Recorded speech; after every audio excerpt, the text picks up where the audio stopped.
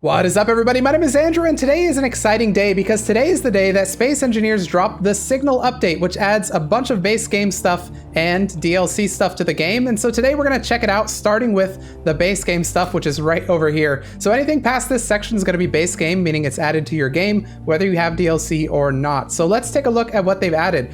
So for starters, they've added a couple of these round armor panels here. I believe these were missing, and now they are added.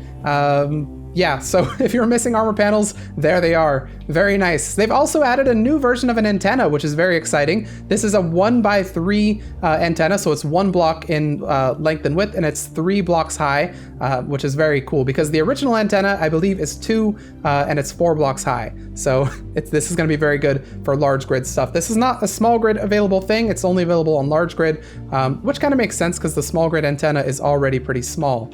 Next, they've added the really cool stuff, which is over here, and this is the Signal update stuff. So Signal update, what they've added to the game is very cool. It's essentially a way for grids to connect to other grids without being connected. So they can talk to each other without actually using scripts or without them being physically connected with blocks.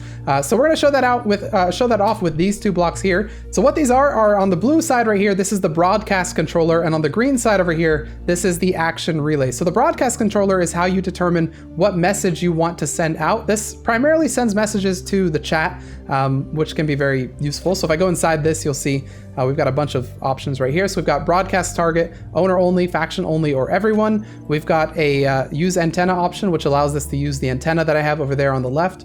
We have a custom name, which allows you to set the name for this item. So I can say this is our test thing, or I can say this is our test 1 or whatever. You'll see it in just a second. And then I can set up a bunch of random messages here, or a bunch of, customizable messages that I want to go through.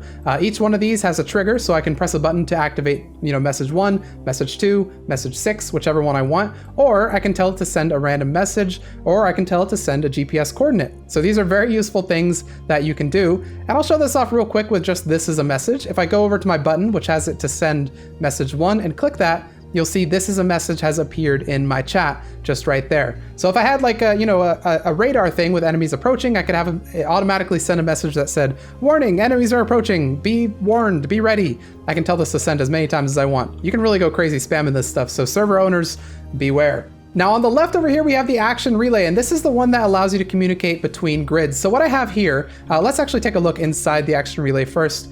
We have a couple of options here. So we have a channel, which is kind of, if you think of like walkie-talkies, how they have like a channel A, B, C, or how radios have a frequency, this is essentially the same thing. So this is the channel that this action relay will send on and will receive on. So if I tell this channel 23, it's going to send messages on that channel, and if anything else talks on channel 23, it's going to receive those messages. So I'll set it back to channel 1 there.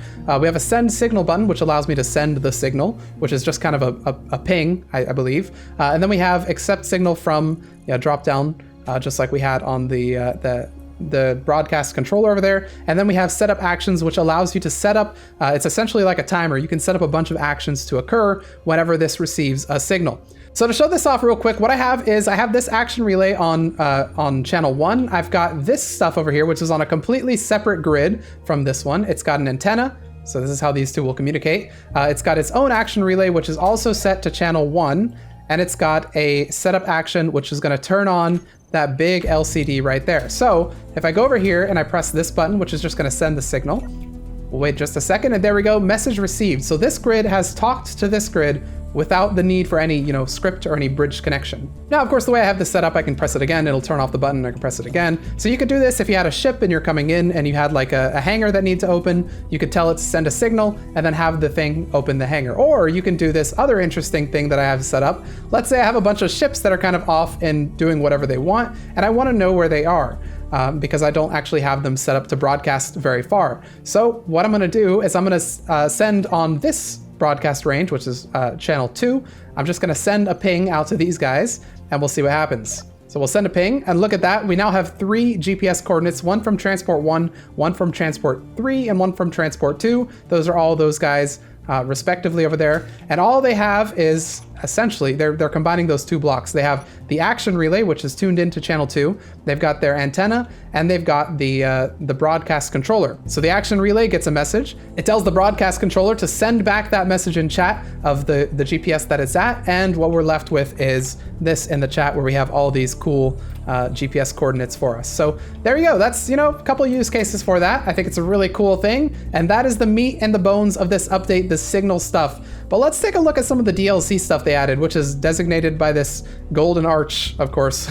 So the DLC adds a bunch of cool blocks that are useful, but not necessarily, you know, game required things. They're more like decorative stuff. So for instance, over here we have a couple of inset wall blocks. So these are I can see these being useful. They've got, you know, a normal one, they've got a light one, they've got a column one, which has this column in the center, they've got a corner, they've got an end, and they've got this sort of diagonal one right here. And then up here at the top is what they look like upside down, so that you can just see that in case, you know, a lot of blocks in Space Engineers are very useful using right side up or upside down. And so this is what the back looks like. It's very plain. But yeah. So inset wall blocks, I'm sure there are plenty of uses for this one. Very cool blocks. Next, we have, and this goes a lot with the signal update stuff, some console blocks. So these aren't actually like, you know, they don't do anything with the signals, but they're more like stuff where this is decorative completely. There's no button press, but this one over here, for instance, there are some terminals you can set stuff to.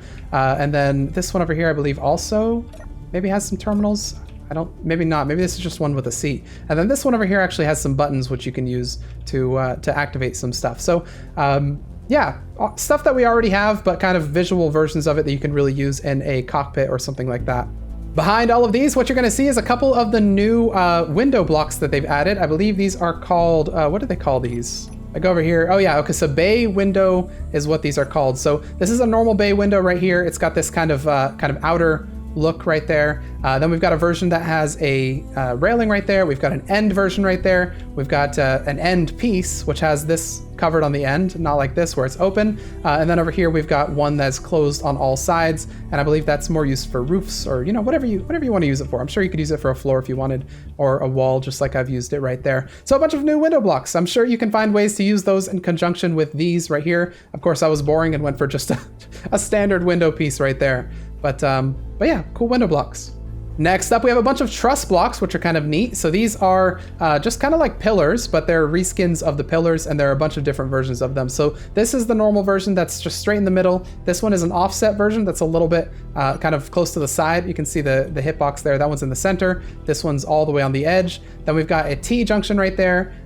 We've got an X, which goes 4 ways, and then we've got kind of a, whatever this is, kind of an angled one right there. So actually, let's take a look at these two. So in addition to these truss blocks, there are a couple more blocks that go with the truss. So there are the, let me get out this, just so I see the name. There's the truss decoy right there, which is a decoy on a truss. And there is the truss light, which is a light on a truss, just like that. You can see that maybe in an antenna tower or something like that.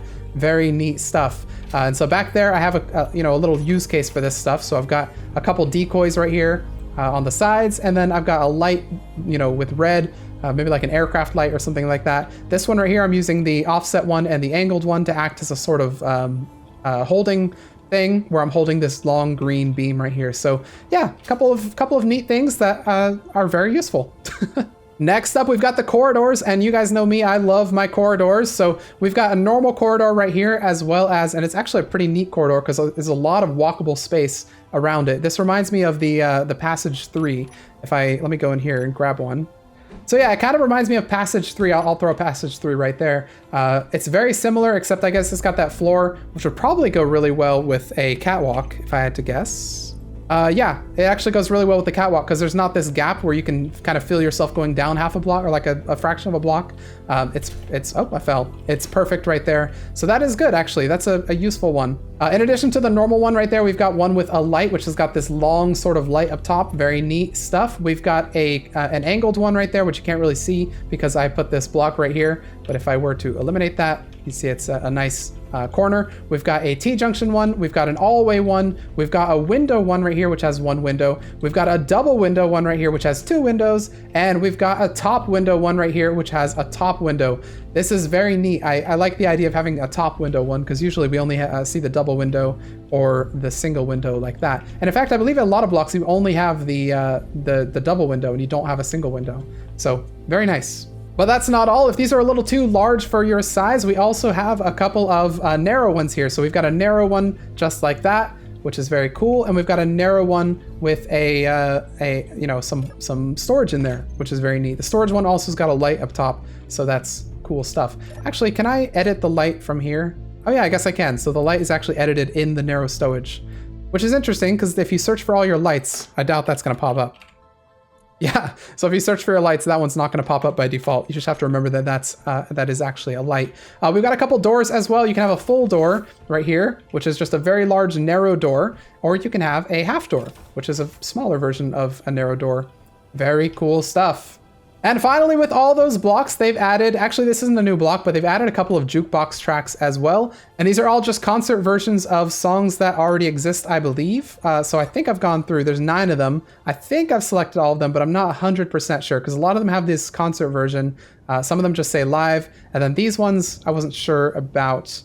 We Are Engineers, The Dust, and A New Dawn. But if you listen to it, you'll probably hear some of the songs that you know and love from Space Engineers, but, you know, with woodwind instruments and brass instruments and stuff like that.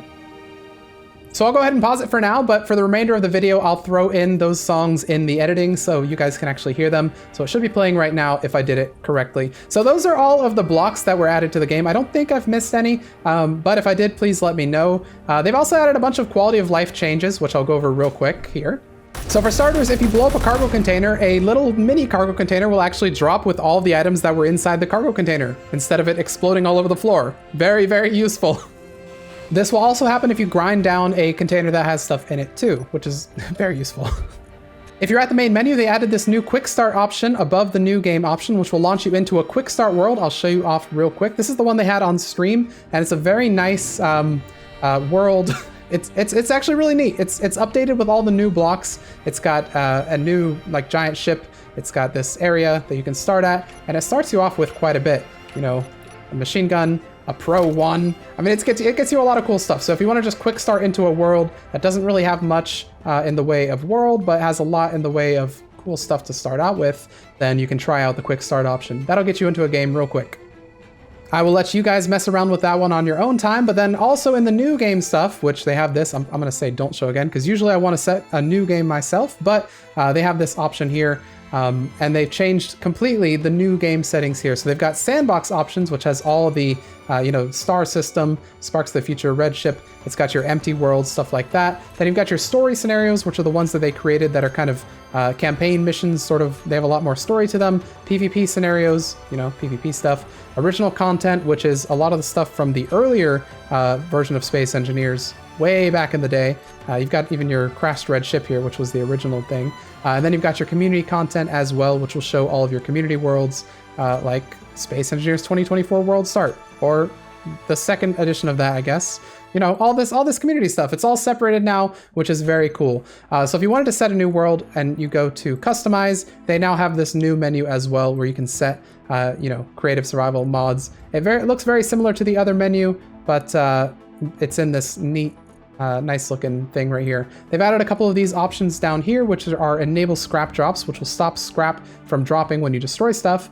It can be very useful if you're destroying a lot of stuff and you can't handle all the scrap. You've got enable lightning damage, which is disabled by default. Very good. That means lightning will come down and strike, but it will not actually damage anything. That is very, very nice. And we've got enable temporary containers, which is that thing we showed off with the grinding down containers and letting them lead to temporary containers.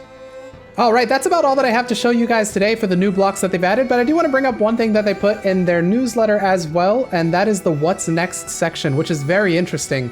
At the end of their update newsletter, they listed the things that they're planning for the next Space Engineers update, and they say that they want to go big with new resources, new end game blocks, a deep dive into PvE encounters, and exploration, which is a weird way to say that, but that's very exciting stuff. New resources haven't been added in, I don't even...